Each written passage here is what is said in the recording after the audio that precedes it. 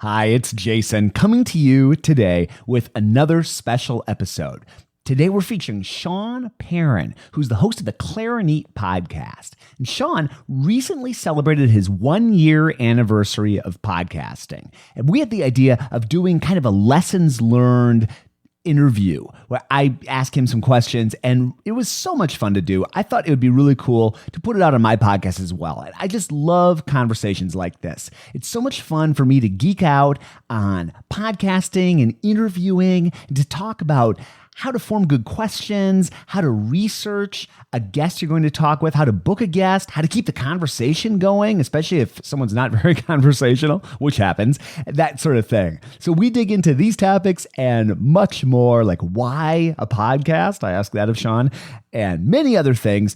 He's a great guy, great energy, even if you have zero interest in clarinet. Check out what he's doing. It's really exciting, and I know you're going to enjoy this conversation. Check out his show also at Clarineat.com. And thank you also to our sponsor, D'Addario Strings, which, by the way, is also a sponsor of Sean's podcast. They're kind of pioneers in this music podcasting space. And be sure to enter our most recent giveaway for D'Addario Helicore strings, which come in orchestral, hybrid, and pizzicato styles. You can enter at contrabassconversations.com/strings.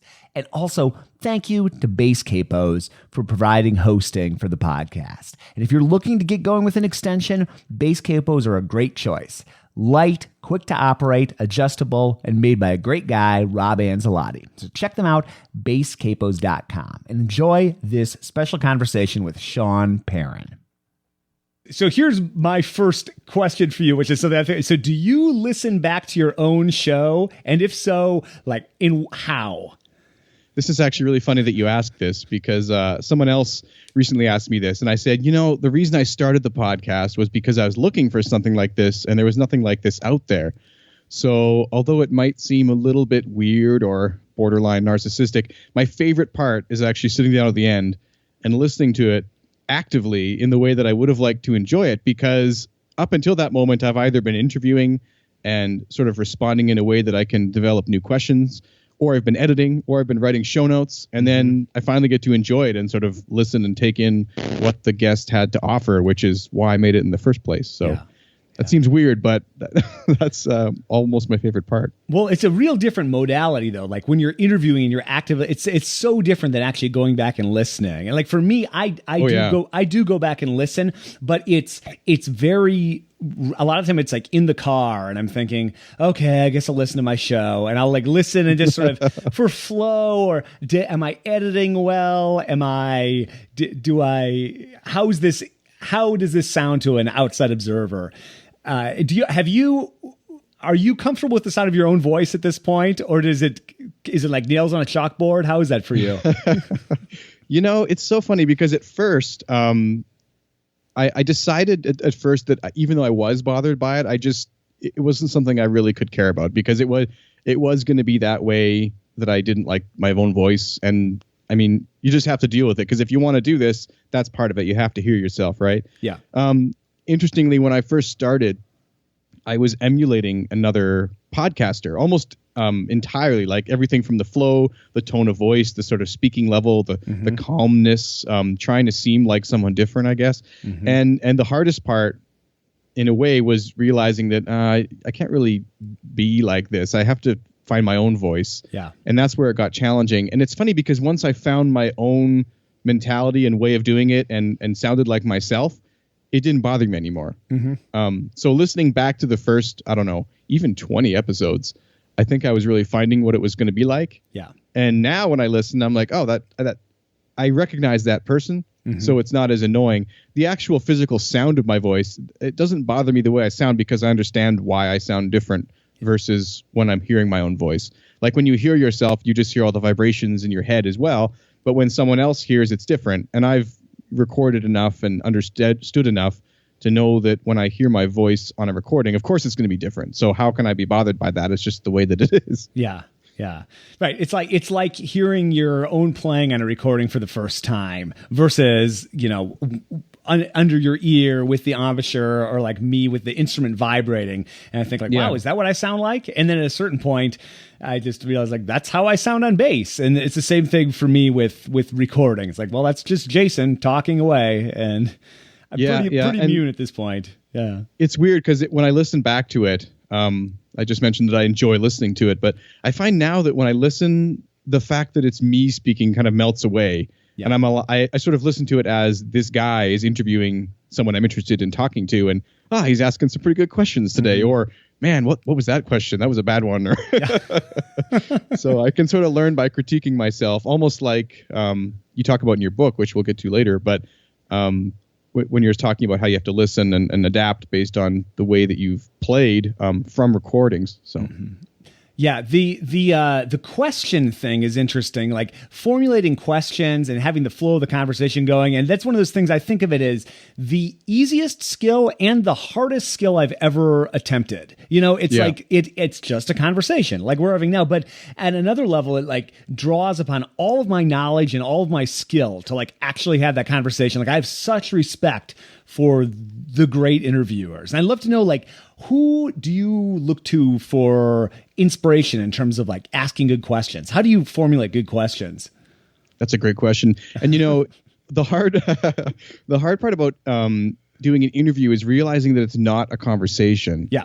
And that might sound weird to listeners, but the thing is that in a conversation, let's say that you make a point, I should really respond to that point and recognize it and somehow connect it with like, oh, okay, or sure, or oh, okay, in a way that kind of, I don't know, reflects back that I've processed that. But I don't know, I find with interviewing, kind of like what you just did a minute ago, is instead of taking a break to acknowledge the fact that I'd said something, you just started a new thread. Yeah.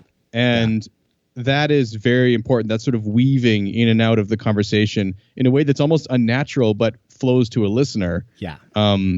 It really works. And I don't quite understand why, but the book that I read originally when I started this, because to be brutally honest, when I started podcasting, I'd listened to a lot of podcasts and I knew how to use a computer and do some recording, but I'd never put all that together and I really didn't understand how podcasting works.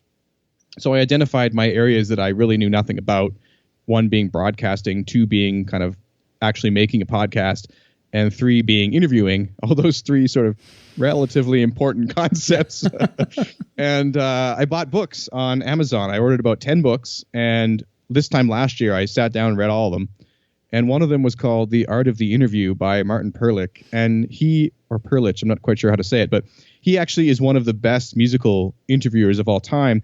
And Bernstein called him, I think, I don't remember the quote exactly, but like the best there is or something. And he's also interviewed Frank Zappa in a rather interesting way. And his book was really compelling, really short read too. Have you checked that one out? I have heard of that book. It's on my list, but I haven't read it. I got to pick up a copy. Yeah, it was really good. And there's some things I kind of disagree with that he said. And one of the things that he said I disagreed with was that you're never the person's friend. Like you shouldn't try to consider them your friend.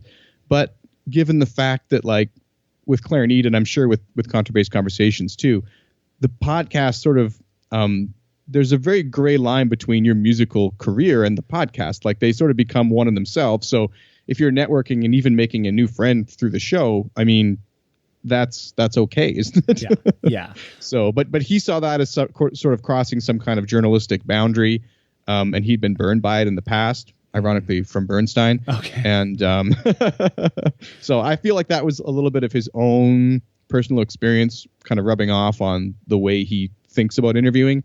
And he also, I think, considers it more journalistic than I do. I mean, I'm getting in there talking about clarinet with people that I know. I don't really consider myself a journalist. Right. So there might be there are journalistic elements to it for sure, but yeah, I mean there are many different styles of interview and the more I've done interviews, the more I have sort of paid attention to all the different styles. A couple people that I've been really into recently. Studs Terkel. I'm not sure if you're familiar with Studs Terkel, but he's somebody I've admired for years. He got his start in broadcasting in Chicago. He was burned by the McCarthyism and the communist scare and all that sort of thing, and started writing these books that are just collections of interviews from regular folks. And I just love his questioning style. And I've gotten so much from him. And then the big one for me has been Tim Ferriss. Even though my podcast isn't similar to Tim Ferriss's really at all, I've learned a lot just how he asks questions and follow-up questions. And yeah, it's tough because it's, like you said, it's not a conversation. There's a great old Saturday Night Live skit with Chris Farley, and he's like the worst interviewer ever. He has some famous, like, Aretha Franklin. I was like, yeah, that was pretty cool when you sang that thing. Yeah, that was cool. Yeah. That's what you don't want. But yeah, it's the being able to move through threads. I mean, that's a skill. It takes time to develop. And it is weird. It's very musical. I see it like playing. It's more like chamber music than orchestral playing. Yeah. But I do actually view it as something that I'm drawing my musical skills on. Mm-hmm. And if you'd ever told me when I was in university that, in 10 years, one thing that you're going to do is you're going to use these active listening skills as a podcaster, I would have probably laughed. But it really applies, like the way that you can listen and respond and also listen to yourself and adjust your pacing. And I don't know, it's very musical. Mm-hmm. Oh yeah, it absolutely is. And I've even noticed myself, it's like chamber music. Like if I talk to somebody who has just I have a pretty up demeanor, I'm a pretty energetic guy, and I'll talk to people who just have a different kind of energy level. They're positive people, but maybe like a slower pace. And I actually find myself kind of modulating my pace to kind of get in sync with who I'm talking to. I don't know if I do it intentionally, but I just sort of notice how that person is or how they respond, or maybe they're like a little more time between thoughts, or maybe they're real, just like rapid fire in terms of what they're saying. And I listen back and I just notice in my own responses, they're different from guest to guest. That's so weird that you say that, because I found one of the biggest sort of aha moments for me with interviewing and doing the podcast was listening back to one day, and I realized I was editing out a lot of my interruptions. Mm-hmm. And I thought, it's just Skype. Skype's being stupid, and Skype is very difficult to work with, and sometimes there's lag. But I realized that this person was just more careful and thoughtful than other guests, and not that that's a good or a bad thing, but they just processed for a moment. Mm-hmm. And I felt compelled to say something always. As soon as they stopped, I was like, blah, blah, blah, interrupting their idea, really. And I noticed that, wait a minute, I should try to adapt a little bit. And it is odd how sometimes my personality seems to change. I listen back and I'm like, that's weird. I really was a different person with that guest than I was with a different one. And I think it's just natural, part of conversation, part of, you just behave differently or respond differently or communicate differently with different types of people. And with the energy thing you were talking about, I mean, when I was trying to emulate that other podcaster that I originally mentioned, who, sort of gave me the idea for podcasting at all, it's Sam Harris. I don't know if you know who that is, but sure. I listen to his show a lot. And, not everyone agrees with his points, but he is a fantastic conversationalist. And but he's very introspective and mellow and intellectual. And this medium, or this discussion topic of the clarinet and my personality, it's not that I'm not intellectual or whatever, but I get excited about stuff. I let that come through a bit, and I think that that's okay. Mm-hmm. Mm-hmm. Yeah, for sure. No, I love Sam Harris, and I remember listening to one of these Joe Rogan, I think 3-hour interviews with Sam Harris. He's had Sam Harris on several times. And yeah, just that pacing. It's just like a slower, more methodical, kind of thoughtful, introspective pacing, which is so different from other people you might chat with where it's a mile a minute. Well, and his show is very like almost philosophical at times, almost to a fault. I mean, recently there was one, I don't remember the guest off the top of my head, which is odd, but they actually got stuck on a concept. They were both arguing back and forth about what it really meant for something to be true. And unfortunately, it unrailed the entire conversation. They talked about it for 2 hours and then had to end the call. Yeah. So it was like nothing really got accomplished that they'd set out to do. And to me, that feels like a sort of a missed opportunity. But at the same time, that's what it's so interesting about his show, is that he doesn't get in the way. He doesn't let anything stop his sort of pursuit of what he believes. Mm-hmm. And but again, Clarineat is different than that. I'm not really arguing a point or trying to prove a concept. I'm trying to learn. I'm trying to get information. And if you disagree with something along the way, you have to just let it pass. I mean, it's not a big deal. What could be so worrisome about the clarinet that would stop the conversation entirely? And I mean, it's a little different. Yeah, right. Well, so I'd love to maybe just why a podcast? Like, out of all the things you could have done with your time or directions you could have pursued, what was it that attracted you to the podcasting medium? I think it was simply the fact that I'd listened to so many, and once I realized, there's a Steve Jobs quote actually that I can't remember verbatim right now, but he says something like, if you were to realize that all the things out there are just done by real people, you would do them. Mm-hmm. Like, and I wish I could remember it more exactly. Maybe I'll try and send you a link to it, but it just really sort of resonated with me one time. I did realize, like, wait a second, all the books that have been written, all the things that have been done, all these things are done by people. And that sounds like such a stupid thing to realize, but it's true. Any person can really do what they feel like doing. And I was at sort of a crossroads where I was realizing that I didn't want to be a full-time orchestral player. I was no longer in a position where I felt like going back to school, although it's always open, of course. But it's a lot of money, and it's a lot of, I'm married. I'm in my 30s now. I don't feel like packing up and moving across the country just to get a master's. Right. So anyways, long story short, the podcast medium just felt natural to me. It felt like something that I wanted to get into. It felt like something I wanted to do. And most of all, I felt the very real need for the podcast. And so I wanted to fill that need. I just felt like I was the audience that a podcast, I felt like I was the audience that a podcast like this could serve. Mm-hmm. And that there must be at least, 1,000 or 10,000 people like me that would listen to it. So I just went with it. Well, and that's the best reason to start a podcast or start anything, I think, is scratching your own itch. That if you make a show trying to appeal to anybody, you'll appeal to nobody. If you at least try to make a show that appeals to you, you've at least got an audience of one, and probably another quote where this is our conversation of quotes that we can't remember exactly, but it's like, be careful about what you invest your time in, because if you build something that you aren't really into and then it becomes successful, you've just like created a whole life for yourself doing something you're not really that into. And I've thought about that a lot recently, especially in different career avenues that present themselves.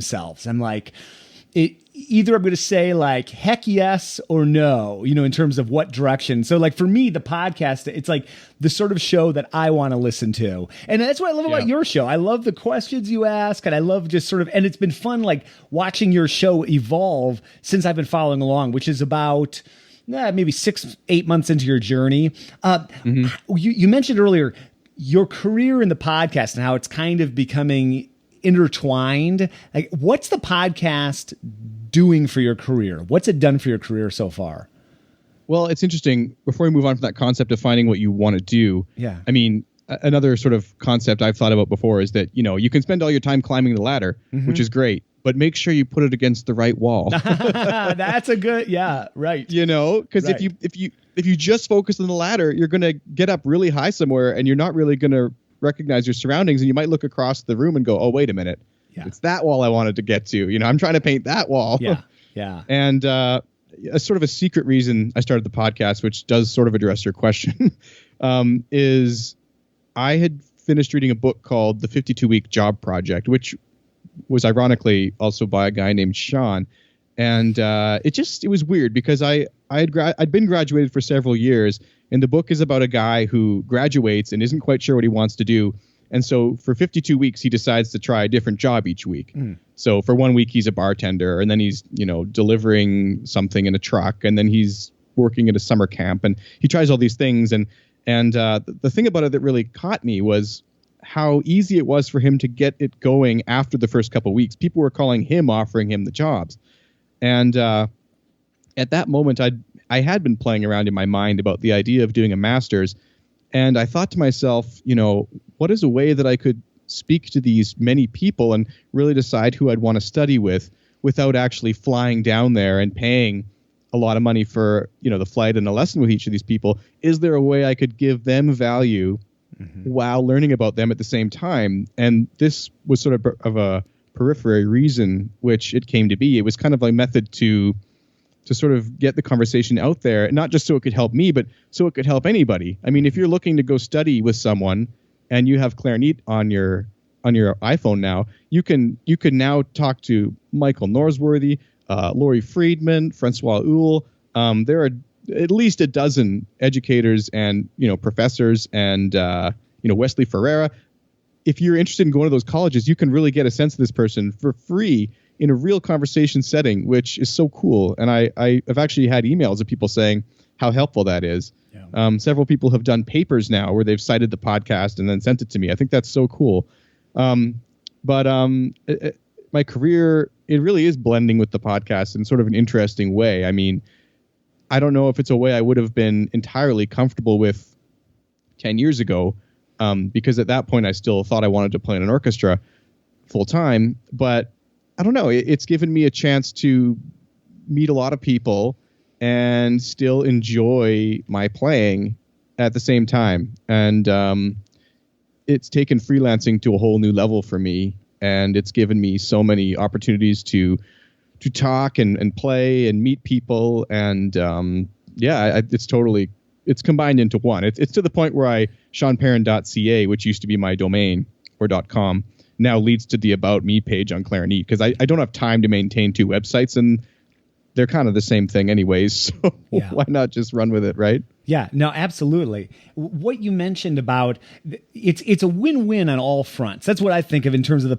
because if you have a student who wants to go to study with one of these professors, well, you've talked to him, you've got the benefit of chatting with them yourself. It's something you'd want to do with your own time anyway, right? Like I think of it as a DIY degree I've been doing for the last decade, right? Like my DIY doctoral. Instead of going and study, I'll talk to hundreds of people. And so I'm learning all this knowledge anyway. Then you have the added benefit of putting it out and all these people get to absorb and learn about this. And you're helping out that person. Mm-hmm. Like you said, if people want to go study with them, they can go listen to 45 minutes, an hour of them talking about what's important to them. And people have asked me, like, is that like taking a lesson with them? And I always say, it's really not like taking a lesson. It's very different than you taking your instrument out and playing for them, but it gives you a shared language. You, that student, and that person, if you do decide to take a lesson with them, you already kind of know their philosophy. You know a little about them, about what they're interested in musically. It's just a great place to start. It's a great way to do your research as a student. Absolutely. Yeah. And I think it's worth noting that, it doesn't feel like a lesson per se. And it's not really intended as a lesson either. Like, although I am looking to learn, I don't feel like a student, if that makes sense. Mm-hmm. I try to feel they're equal so I can talk to them about things without, you don't want to get intimidated. Like, if you don't know something, you can't just close up like you might have in second year university. Mm-hmm. You've got to recognize that, you're your own kind of professional and active musician and player. And although you always want to learn, you can't live in the student mindset forever. Yeah. At least not in the way of, actually being these people's student. And I don't think they want to talk to me or someone like that on that wavelength either. I mean, they're maybe calling to talk about their latest album or something.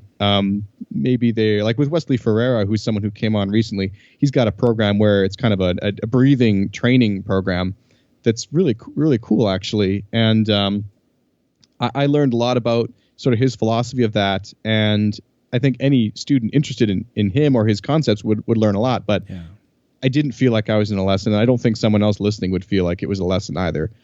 Yeah. It doesn't address your own personal playing. And it is conversation. So how do you book guests? What's that process look like? Oh, this is very secret. Many want to know.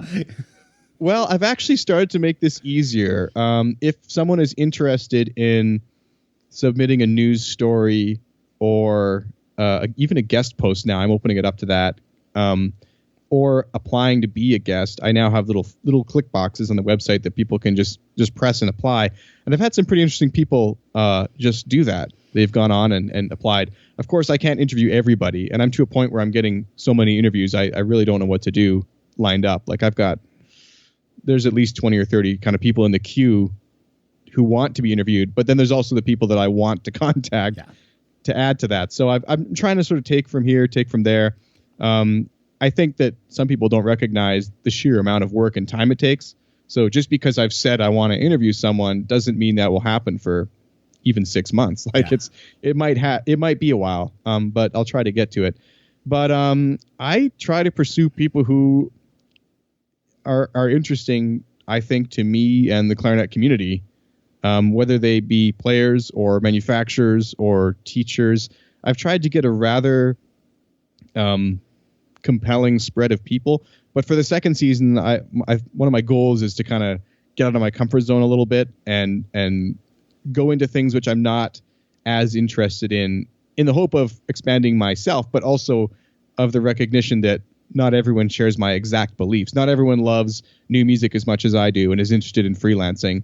Eddie Modic Research was kind of a one that was very interesting to me, and it actually turned out to be one of the most compelling interviews, but I wasn't sure anyone would like it. But actually I got great feedback on it. But that was an almost selfish one. I've used their headphones for over 10 years. They're a fantastic company. I just think they're awesome. I wanted to talk to them, and I did. I found a way to make it work.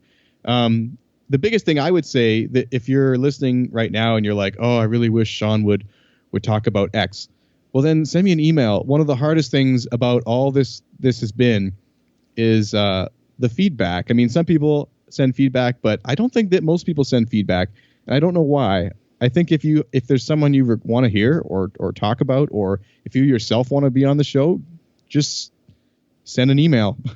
feedback@clarineat.com, or go on the website, click the apply box or suggestion box. It's really that easy. I'm very approachable, and I care that people hear about things that they're interested in. Yeah. So. Yeah, no, that means a lot. If someone contacts me, if I get 2 or 3 messages with the same guest name, they move up the queue big time. Exactly. And I'm always the worst judge. I don't know about you, but I'll talk to somebody and I'll put on an episode and I'll think this is going to be popular, and I'll put on another one, and I've never put out anything I'm not happy with, but I put out ones that I'm like, oh, this one's probably not going to be as popular, or maybe, and man, am I wrong more often than not. Like the one where too. I thought and then that's the one people are writing in, that was my favorite interview ever, and I think, really? And then I've got one that's just a home run, and it's like crickets. It's fascinating. I found that even it's not just the big name that draws people, which I originally thought it would. Mm-hmm. It's literally the content. Yeah. Like if people see a compelling title of something that they're interested in, I think they click on it more. Or if it's of a little more interest to a generally broader group of musicians, and especially if the person has had themselves a wider social media presence. Mm-hmm. Like if they've taken the time to share it with their audience as well, it's going to lead to a huge boost of downloads. I mean, for example, Dorico, which just came out, I had interviewed Daniel Steinberg, Daniel Spreadbury. The company's called Steinberg. We talked about their new product and all this stuff. It was really, I wasn't sure any clarinet players would be interested in it. I hope that they were. I hope that they are.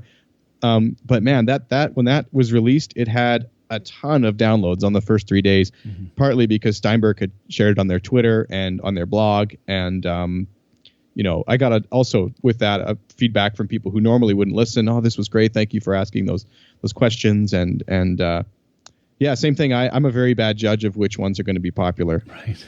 It's no rhyme or reason. So before we got on the line, I was editing audio, and that's kind of like the story of my life these days.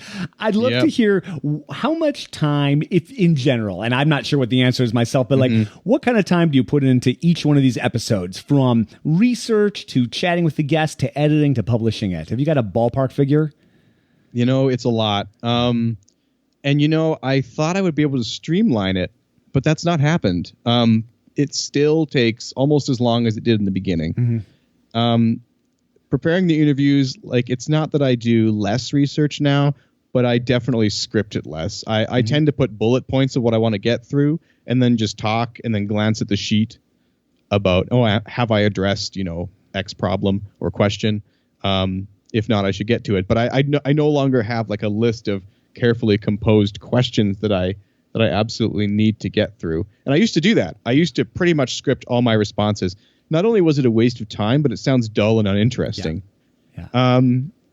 As far as the editing goes, it's so tough because you want to speed it up. So sometimes I tried editing the audio at like 60% speed and just racing through. But you go back and you find that the flow is unnatural. Yeah. Or something. So, and I also used to go through and really make sure to get out all the ums and ahs and breaks and, noises and stuff. And now, I don't know. I find that takes away something.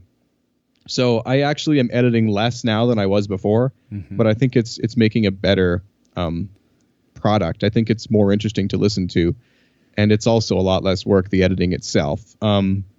But yeah, all to make, all my answers have been really long here. Sorry.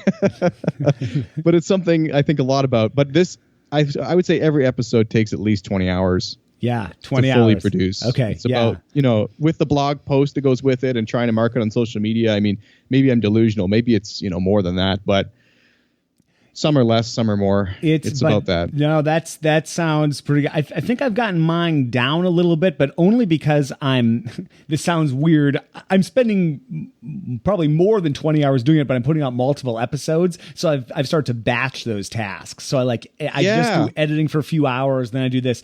But it's a lot of time. And like you were saying, like editing out all the ums and ahs, for me, it's tough because, if you do too much of that, they sound like a robot, right? Yes. But if you want your guests to sound good too. So it's this funny medium where you're trying to like edit some, but not too much. And listeners, it's a labor of love, doing this kind of work. So, send Sean an email, just thank him for what he's doing. Cause it's serious work sifting through this stuff. Well, it makes a better episode to do a little bit of editing, though. Yeah. I had one person say to me one time that, I don't remember what the context was, that by editing, I'm somehow falsifying journalism again. And to me, that was ridiculous. I mean, if someone's saying something and then they repeat it and say it again because they made a misquote or something, then it just makes sense to delete that part because it's wasting everyone's time. If 1,000 people are going to listen to the episode and you times those 2 seconds by 1,000, all of a sudden, there's a lot of time there that has been wasted out in the universe. I love the way you put that's exactly the way I think of it too. And I mean, the interview I was editing today, it was started at 55 minutes. I think it's down to 32 minutes. Yeah. That's how much I cut out. And all the good stuff is still in there. So if you take whatever that is and you multiply it by whoever listens, that's a lot. Like you said, that's a lot of time the universe just listened to restatements and ums and ahs. And people will stop listening, I think. I know I do. When I listen to a show that's way too rambling, outside of Sam Harris. Yeah. Because I like the rambling. But if it's not getting anywhere and there's nothing happening, like why listen? Like I don't understand what's going on. It's just confusing, right? So yeah, definitely. Well, I love that you had that list of questions you used to always use. And I did the exact same thing. I had 33 questions and they were broken down into these. It's like general. And I would email this to everybody. This is back in the early days. And it was like the first chunk were for everybody. And then it was questions for the educator, questions for the performer, questions for the universe. And the another line I can't attribute to, but if you do a podcast like that, anybody could host your podcast, right? It's just a robot could host your podcast. So I have trashed that list, and I have basically no set questions these days. Do you have set questions that you ask? No, nothing. No, okay, not anymore. Yeah, I even experimented with this concept of a so-called lightning round, and I stopped doing it because I don't like it. I don't like running through those 6 questions at the end. I think it feels tacky to me. So I've stopped it. And no one has written in asking where it went. So good riddance, I guess. Yeah. But I did that because many other shows do that. And it's not that I really care. I don't mind listening to it when it's another show, but I don't like ending my show that way. Yeah. I like to just have it a more natural ending, wow, we had a great conversation. Let's stop. Let's why drag it on? And there's no standardized questions. I used to actually, I don't know how you thought you'd get through 33 questions. That's insane. I used to do 10 questions. And even then I'd be looking at my clock. It's an hour and 30 minutes in. And one guest one time named Ed Jaffe, we went on for 3.5 hours, and I broke it into 3 interviews because each kind of covered different topics. But man, 33 questions. We would have been there for at least a day. But man, so like a 3.5 hour episode, but to me, that's the beauty of podcasting, because if that's the natural flow of that conversation, how cool is it that you don't have a 22-minute structure that you have to break at the 12-minute for commercial and break here? Oh, yeah.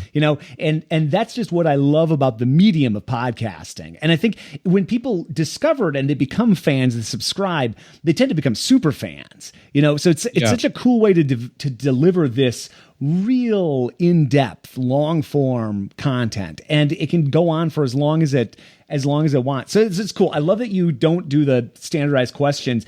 Do you? And I'm sure it's different for every guest, and you said you've changed it more recently, but like, what's your research process like in general? Like, you've got a guest coming up. Is there anything you tend to do, or is it different for everybody? How's that work?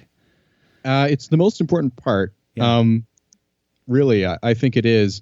And one of my biggest panic moments came ever when I had prepared all my questions for a guest, and then we kind of lost touch for a few months.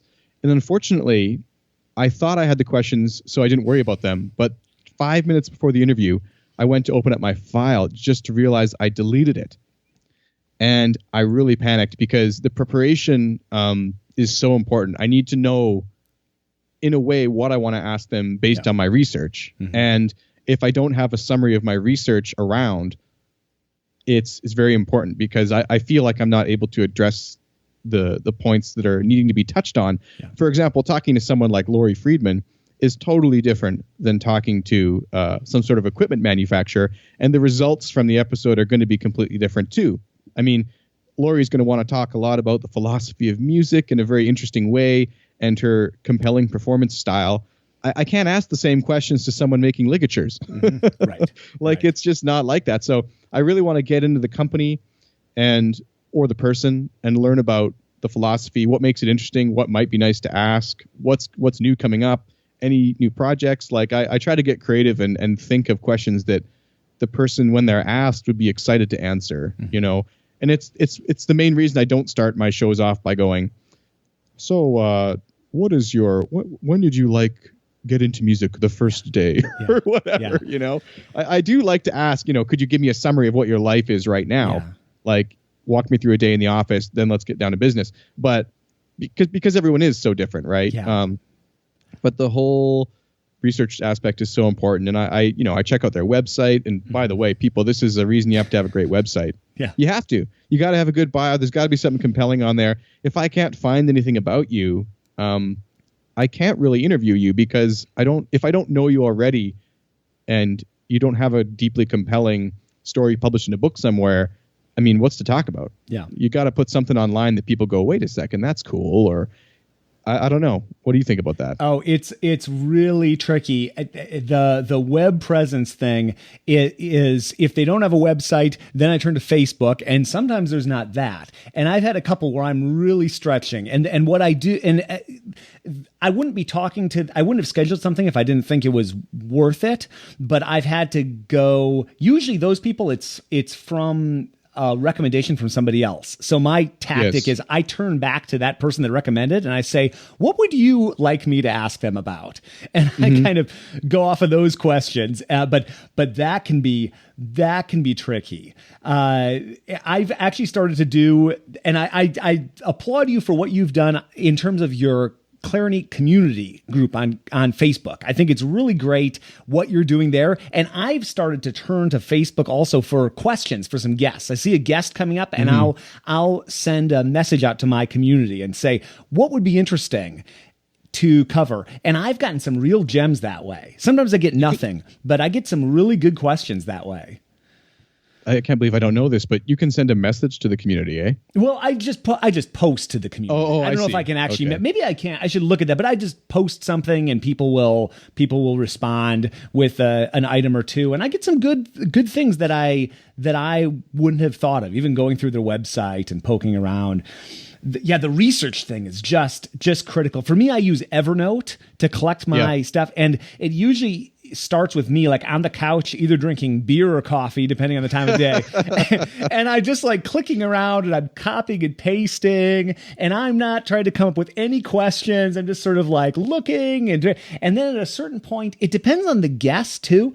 Sometimes I won't even write a single question. And then sometimes, especially if it's a more prominent guest, I've got potential questions, and some of them are in red and some of them aren't, because I've interviewed a few pretty high profile jazz people, and I just know their time is really limited. Yes. And so what you mentioned about how would you get started in music? I mean, it's such an easy way to start, an obvious way. And they're bored of it. They don't want to, you won't get them in a very good, interesting moment. Yeah. So like it's all about how can you, and even if it's someone who's never done an interview, this is good, but especially with those people who've done a million, you just don't want the same interview, right? So something I picked up from James Altucher is just dive into the most interesting thing first. And I've started doing that the last few dozen.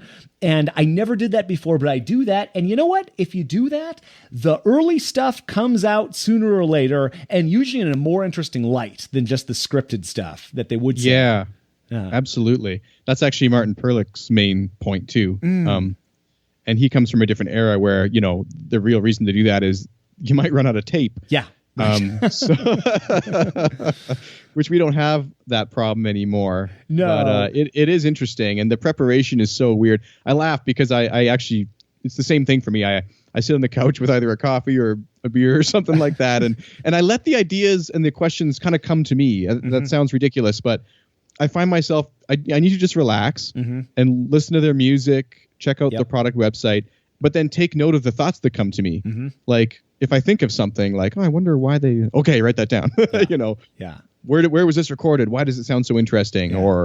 Or something like that. Yeah. So no, it's great. I mean, I think that's such a great way to do it. And yet someone with the people that we're talking about, they're probably not going to hang up on us after 5 minutes, but but with some interviews, it's like, let's say you're going to interview Kanye West or somebody like that. Well, you might have 90 seconds max, right? So you got time for maybe one question.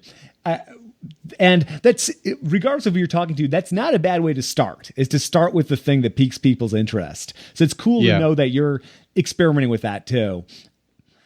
It's hard because it's hard to just burst open the door of conversation, into the most compelling thing. But at the same time, it's a little better than easing into it. I mean, start with the bang, right? Yeah. Yeah. Well, that's the fine art of warming up and getting going with the conversation, and it's so situational depending on who you're talking to. And if I can tell that someone's more than willing to gab for 90 minutes or 2 hours, I'll probably start that interview a little bit differently than someone who I can tell it's like, it's business time for them, like right off the bat. And that can be kind of off-putting if you talk to someone they're like, all right, here we go, and then they give you like a real short answer. And have you run into that where you interview somebody and you get a short answer? Like, how do you kind of open up an interview like that? I try to do more digging.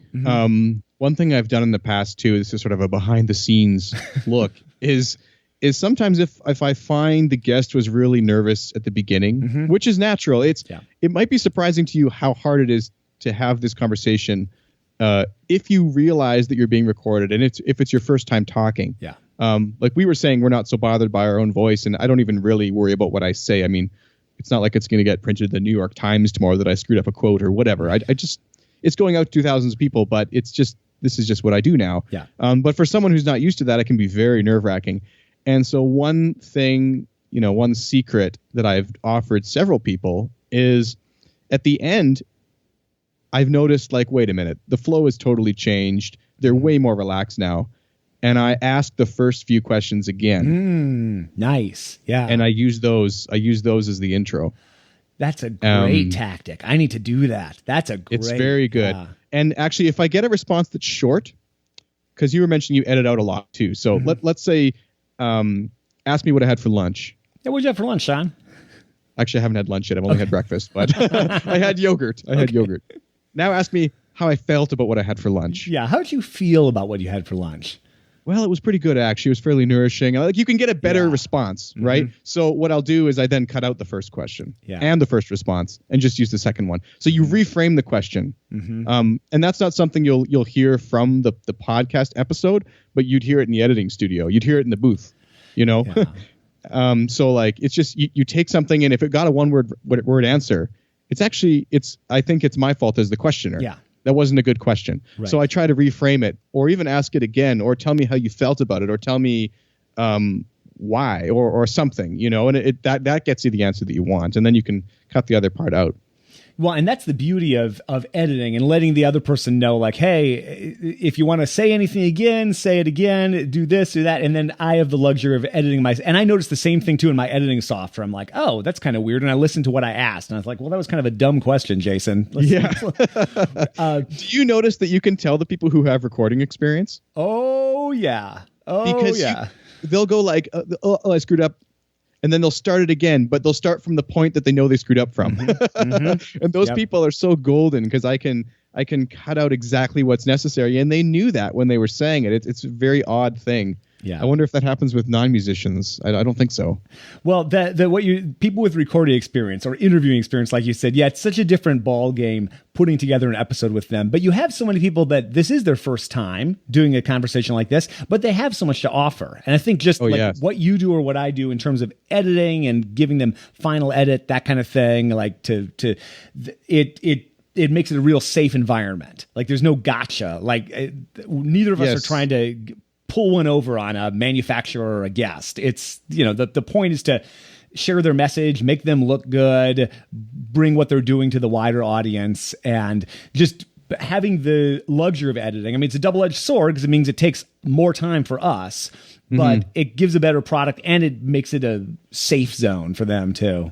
Well, and back to the journalistic thing, when I interview a manufacturer, I'm not digging for dirt. Yeah. I'm not trying to find something that I can then send to a newspaper and, well, here's a story. I found out these people, when they make clarinets, for every clarinet they make, they kill a chicken, or, it's not like that. I'm not going to find something bizarre, or at least I hope not. If I do, I would reconsider the whole conversation. But it's not like they're going to be put on the spot and taken off guard. And actually, you said something at the beginning I found interesting, which is that you offer people the editing right. And that's something that's, very important to me too. But a lot of people don't do that. Why do you think that's important? Here, I'm turning it around here. No, it's great. It's great. And it's another thing that I picked up from Tim Ferriss. That's what he does with his guests too. And it just adds that safety layer where if there's something you want taken out, you're welcome to it. And, honestly, if the interview was, I'll tell them, hey, the interview went great. I'm getting ready to release it. I don't necessarily always send them the preview link. It's more like if I can tell they really would like to hear it. With somebody they're like, cool, man, sounds good. Send me a link when it's out. Then fine. But I definitely offer that up to anybody who asks. And I do at some point say, if you like, I'll send you a link and you can listen to it and that kind of thing. And I have had to do some extra work as a result of that, because people will listen back and they'll say, hey, could you cut out something at 20 minutes? So then everything's all posted. So I've got to go back into my editing software and do that. But so it's an extra step, but it's just one of those things that I think it's good karma long term. And you're really, if you make someone not sound that good, they're not going to want to share that with people they know. If you make them sound good, they're going to share it with the world. And with the type of people that we're talking to a lot of the time, they're not necessarily getting interviewed on podcasts every week. This is something that's going to be referenced back to for years and years. And if you think about it in terms of that, it's like, well, maybe I should take out that extra little something and really make it solid and something that they can get behind. Yeah, it's the icing and the glitter or whatever on the cake. I mean, it's not really affecting the cake itself, but it makes for a better cake, Yeah. And like we said before, you can do too much of it. I mean, if a cake is mostly icing. Right. I have definitely been guilty of that. And that's like, I remember listening back in the car and everybody's words were spaced just this way, because in my audio editor, that looks really nice. But then I realized, no, you got to preserve people's speech and the flow. And it's something you did recently, kind of switching gears a little bit, is go to the Midwest Clinic. And yes. Live events have been huge for me in my own journey. And maybe just share a couple of things. Why did you decide to go to that? What did you get out of it? What do you see going forward in terms of Clarineat and live events? Well, I'm so glad that we're getting a chance to talk about Midwest. And first, I want to just thank all the people who contributed to that. I wanted to go to Midwest because Clarinet Fest had been so successful. Actually, I traveled for the podcast, believe it or not, 4 times in the first year. I went to Penticton, BC, and interviewed Peter Spriggs. That was fantastic. And, you know, it was just a no-brainer. He lives a 7-hour drive from me. My wife and I went out there and had kind of a weekend. We went for dinner. We had a great time. We had just a fantastic connection. And that interview was, I thought, really great, too. And then I went to Montreal. Of course, I was there to see Radiohead, but I also interviewed Laurie Friedman. Now, that interview, unfortunately, has not been released yet. There's some severe audio quality issues which have to be dealt with. And she's so busy. She's on a European tour now, and it has not come out, unfortunately. But then I went down to Kansas, and I also went to Vancouver. So Kansas was Clarinet Fest. In Vancouver, I went and toured Bakun Factory and chatted with Maury and Joel. And I just started realizing that the travel element, that the personal element is so important, you know. Also for marketing, I mean, I went down to Clarinet Fest, and one of the coolest things was I was handing out my brochures, and although I was kind of let down by this at first, I realized how amazing it was. But most of the time when I gave someone a brochure, they said, "Oh, you're the Clarinet guy." And so in a way, I was getting kind of frustrated because I was like, well, I'm not finding anyone who hasn't found this yet. But then I was like, wait a second. How cool is that? I mean, I even ran into one girl who was listening to it at the time that I came up to her. And that was so weird. She's like, look, it's on my phone. And I thought that was so weird. But anyways, so with Midwest, I saw a real opportunity to connect with not just some manufacturers, but also like Anthony McGill of the New York Philharmonic was there.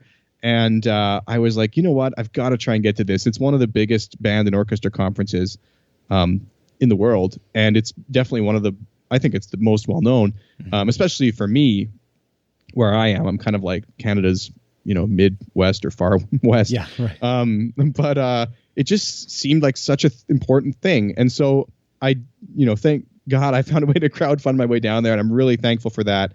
And I really appreciate everyone's support for that.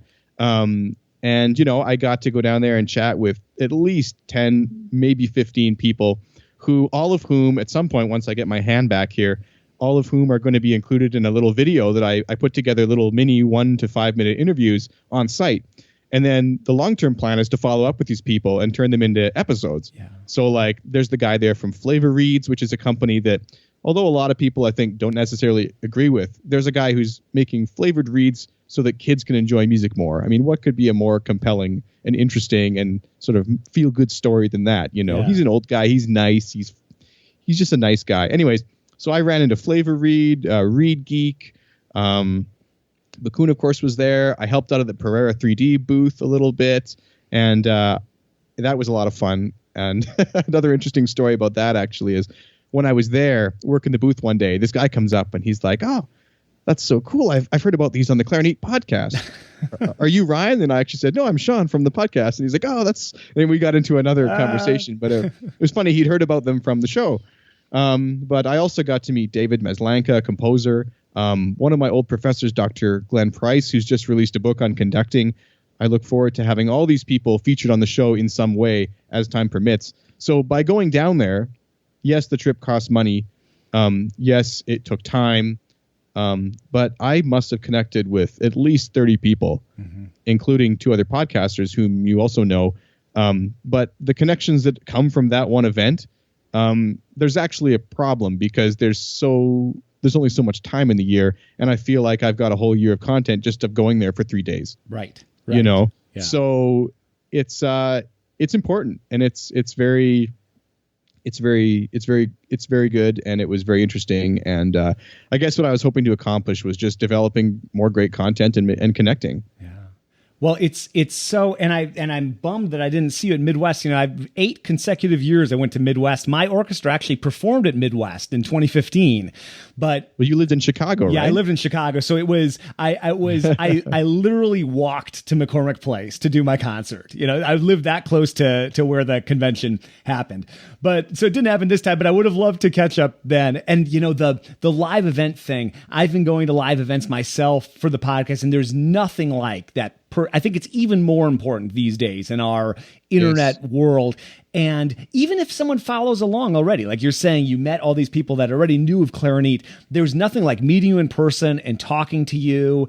And I look back at this convention I went to in Prague at the end of 2016, and I can see in my podcast numbers before Prague and after Prague. There was this uptick in numbers that's never gone down since, and it's from all those connections. And even though most people I ran into, they're like, the Contrabass Conversations, you know, like they knew who I was, right? But there's nothing like having that personal connection and talking with the people, and they just get more into become more true believers, I guess.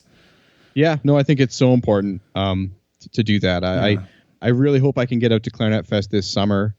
And, you know, I'd love to go to all sorts of things, but there's only so much budget at this time. Yeah, right. To make that happen. Right. Cool. It's exciting. Well, one more question I have for you is like, what's in store for 2017? You're finishing up these episodes for season 1. Season 2 is going to start. Just give folks a preview of what's to come. Yeah.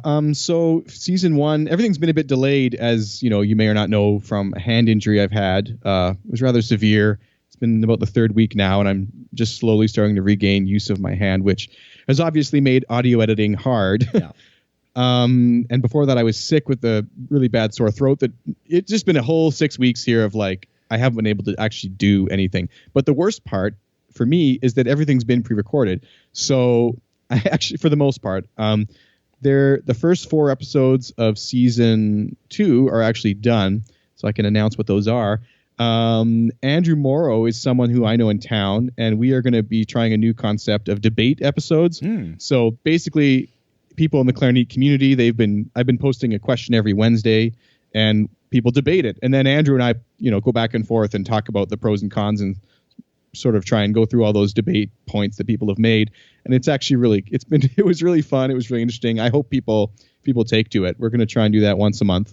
And then Eric Salazar is going to come on and tell us how he grew his Facebook artist page by 6,000% in 2016. Wow. Now, he's a recent graduate, and he now has more Facebook followers than every other clarinet player in the world except for Martin Frost, and he's getting pretty close. Wow. So it's unbelievable what he's done, and I can't wait to share that. And also, who else we got? Peter Siglaris comes on to talk about freelancing in a really compelling conversation. He was just great.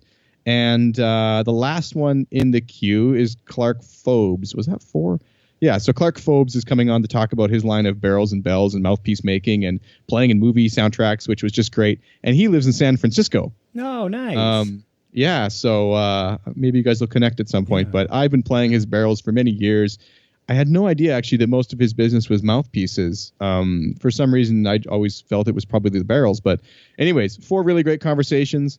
Other stuff coming up. I can't really confirm at this time, but I've been in conversation with people ranging from Frank Cohen, Anthony McGill, to having some guests back from the previous year who I said I wanted to do repeats with. And I hope to connect with some more symphony artists this year than last. For some reason, it just wasn't something that really happened, partly because I think those people are just so busy. But yeah, I'm hoping to have another great season and bring forward some interesting conversations. Cool. Well, I can't wait to follow along. And having round 2s I always love round 2s because it's like you got the introductory stuff out of the way, and then you can dig deep on some new topics. And cool. Looking forward to following along.